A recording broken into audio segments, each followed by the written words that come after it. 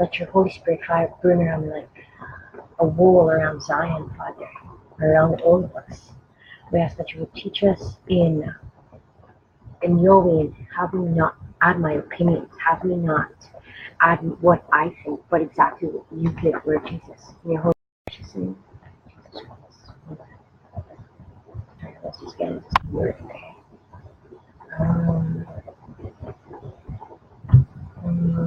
The nations were enraged. You remember the last study we did last night was where we stopped was he was telling us to be light and salt on the earth, just like he was. So we're gonna be continuing now, because remember last night he was saying that just like he is, we are to be, and just like he was on the earth, we have that.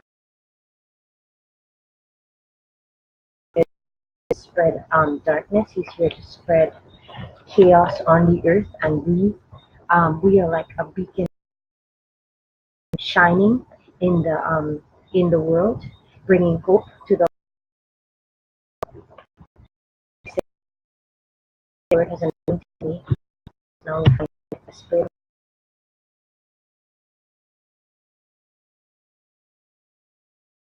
of the Lord is on.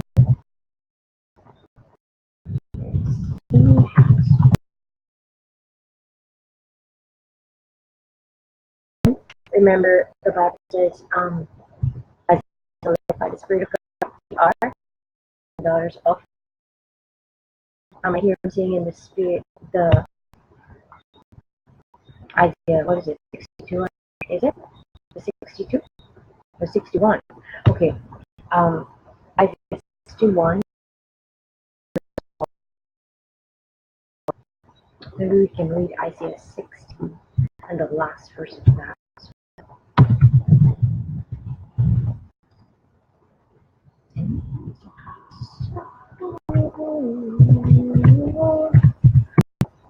Isaiah 60 verse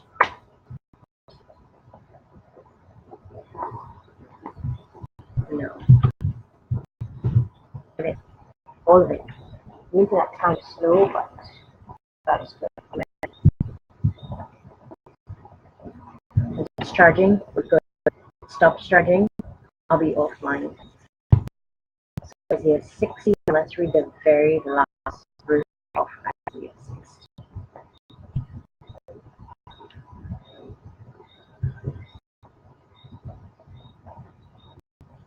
In the meantime, Isaiah 61, the Spirit of the Lord God is upon me, because He has anointed me to preach good news to the afflicted. He has sent me to bind up the brokenhearted, to proclaim liberty to the captives and freedom to prisoners, to proclaim the favorable year of the Lord and the day of vengeance of our God, to comfort all who mourn, to grant those who mourn in Zion, giving them a garland instead of ashes, the oil of gladness instead of mourning, a mantle of praise instead of a spirit of fainting. So they will be called oaks of righteousness, the planting of the Lord, that He may be glorified. Remember, God said somewhere in His Word that if we're planted by living waters, we'll be planted by living waters. I see, and the very last is telling me. Okay, so let's read the last verse of it. It says, okay, let's read the last two verses. My people shall also be called righteous, and they shall inherit the land forever. The branch of my planting, the work of my hands, that I may be glorified. A little one shall become 1,000, and a small one a strong nation. I, the Lord, will hasten it in His time. And now we read, the Spirit of the Lord is upon me, because the Lord has anointed me to bring good news to the afflicted. He has sent me to bind up the brokenhearted, to proclaim liberty to captives, and freedom to prisoners, to proclaim the favorable year of the Lord and the day of vengeance of our God, to comfort all who mourn, to grant those who mourn in Zion, giving them a garment of praise, a garland instead of ashes. This has garland. The oil of gladness instead of mourning, the mantle of praise instead of a spirit of fainting. So they will be called oaks of righteousness, the planting of the Lord, that he will glory. That's almost like the same thing. He was telling me to read that, so I just put it in there. And just one more verse. Isaiah 61:4. Then they will rebuild the ancient ruins. They will rise up former devastations, and they will repair the ruined cities, the desolation of many generations. What is he talking about? That we will be repairing? Didn't he say something about repairs of the breach? How are we gonna find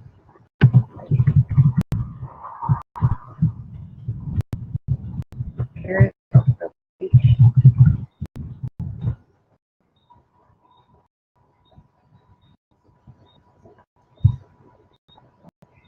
Um, we're looking at the internet going slowly. Repairs of the breach, Isaiah 58, reading from verse 11 to 13.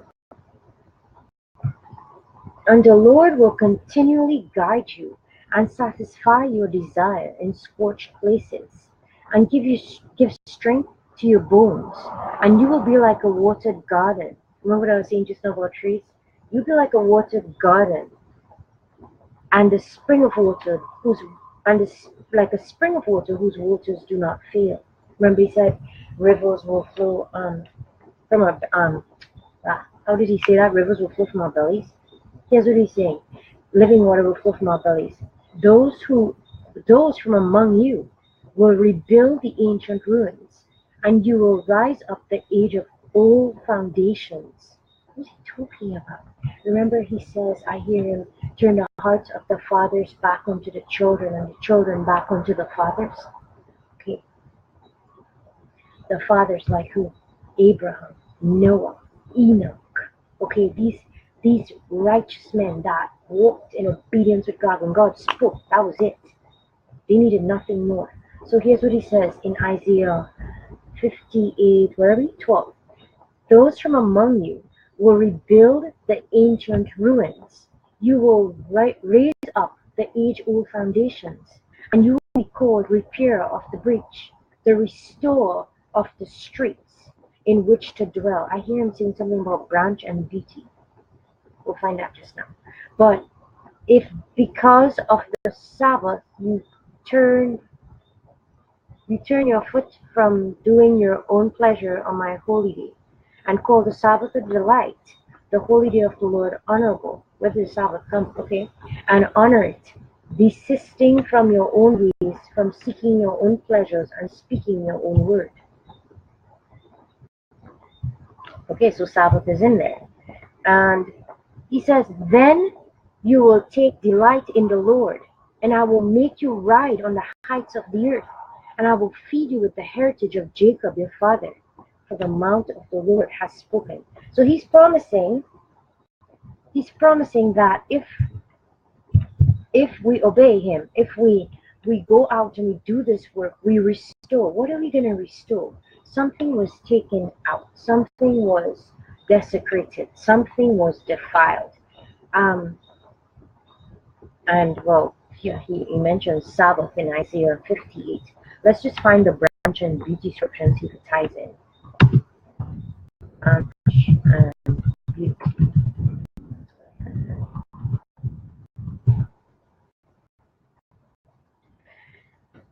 Why did he mention Sabbath? Because Sabbath, it shows who we worship. Okay. Wow. And what are we doing? The nations were enraged. Isaiah 4:2. Isaiah 4:2. Reading from verse 1. For 7 women. Wow, remember I was talking about this last night. For 7 women will take hold of one man in that day, saying, we will eat our own bread and wear our own clothes. Only let us be called by your name. Take away our reproach. Now he's showing me something. This is Revelation now. Let's look at Revelation. Remember, there are 7 churches, 7 candlesticks, and 7 angels of those churches. 7 women will take hold of one man. Who's the one man? Who do you think the one man is? Oh, hear what they say. They're saying now, we'll eat our own bread and we'll wear our own clothes. Only let us be called by your name. So the church has its own food. The church has its own, covering. And they say, only let us be called by, I hear him saying, they do abominations in a house called by my name to defile it. They do abominations in a house called by my name to defile it. Right. So if you guys hear obscenities in the background, there's a drunk guy downstairs and he's just letting it go. Okay. Okay. So we're reading Jeremiah 32, reading from verse 33 to 35.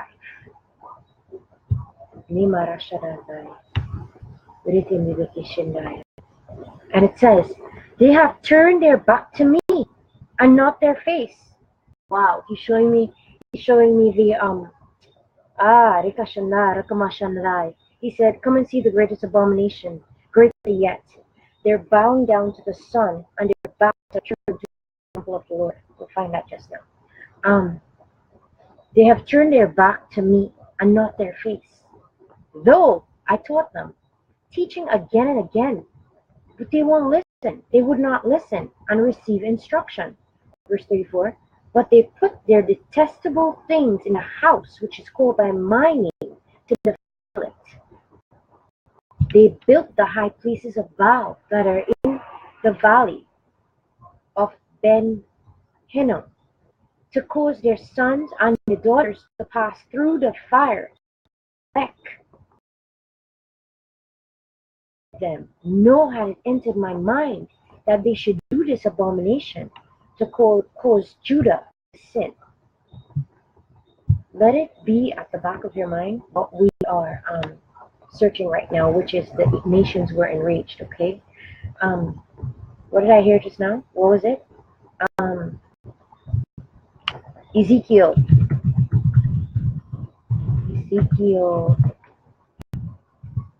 somewhere around here, reading from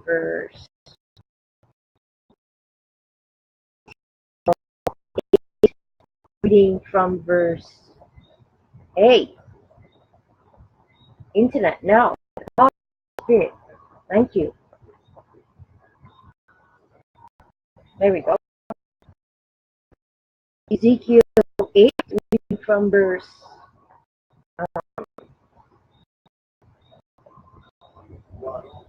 did I not say tell us something? I have it somewhere on one of these many windows open that I was speaking in the spirit, and I said the full of grace, and then I said Tamauz. I see a mention. Oh, just now. Let's see. Okay, so we're reading from verse. Wow, we're reading from Ezekiel 8, verse 14 to 17. Then he brought me to the entrance of the north gate of the house of the Lord, and behold, there sat women weeping for Tammuz. And he said to me, have you seen this, O son of man? You will see still greater abominations than these. All right. And he brought me into the inner court of the house of the Lord, and behold, at the entrance of the temple of the Lord, between the porch and the altar were 25 men with their backs to the temple of the Lord, and their faces towards the east, worshipping the sun towards the east. And verse 17, then he said to me, have you seen this, O son of man? Is it too light a thing for the house of Judah to commit the abominations that they commit here, that they should fill the land, provoke me still to anger?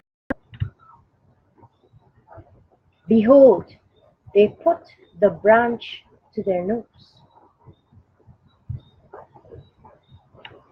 Ay, ay, ay. All right. So Abba was saying, where is it? Where is it? I'll find the back. Is it in Jeremiah 32? Right. So he's talking about the same thing that he's talking about in Ezekiel 8. And then he comes back in Isaiah. Just a second. Okay. Isaiah. I'm going to find it now.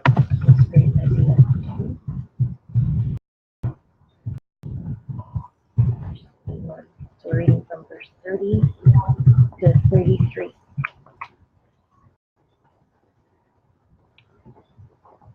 All right, so I see in this spirit Isaiah 2, 30, yeah, Isaiah 2. So okay, come back here. Isaiah 2, verse 30 to 33. We can switch it around and see, okay? Whatever it speaks of. Okay. Isaiah 2 and Isaiah 30. Let's just switch it around. Isaiah 30, verse 1 to 3. Woe to the rebellious children, Lord, but not mine. I make an alliance, but not spirit, in order to add sin to sin, who proceed down to Egypt without consulting me, to take refuge, shelter in the shadow of Egypt. We know Psalms 91 says, he who dwells in the secret place of the Most High God shall abide under the shadow of the Almighty, okay? But look where the rebellious children are going. They're in the safety of Pharaoh and seek shelter in the shadow of Egypt. Therefore, verse 3, the safety of Pharaoh will be your shame, and the shelter in the shadow of Egypt your humiliation. Come on. Oh, goodness. Oh, goodness. Please just shut up that eye. For the princes of Zoan, ambassadors arrive at Hanes. Okay, we're reading a little further. He's talking about rebellion. If you realize, he's talking about rebellion. Okay? And the thing that we're doing is the nations were enraged. What were they enraged about? Somewhere along the line, somebody got deceived. Okay? And they are now finding, why do people become enraged? The simple truth, right? The truth angers when it's not what we want to hear, or when it's just not what we're doing or what we're abiding in, because Jesus said, I'm the vine and you're the branches. Let's go there. First, we're going to truth.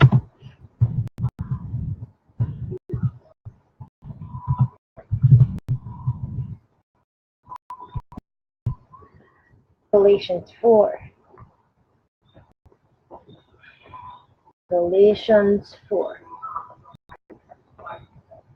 Galatians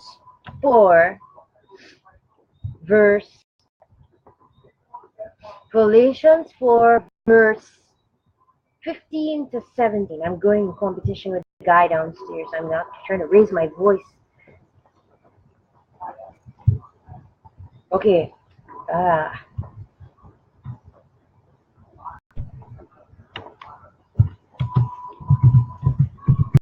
Reading from verse 15 to 17. The verse before and the verse after, okay? I will get it in I see nothing. And I see, give me 2 verses back. Give me 2 verses back. If we can't go, okay, there we go. Galatians 4, verse 15 to 17. Where then is the blessedness ye spoke of? For I bear you record that if it had been possible, ye would have been plucked out. Ye would have plucked out your own eyes and have given them to me. Have I therefore become your enemy because I tell you the truth? They zealously affect you, but not well. Yea, they would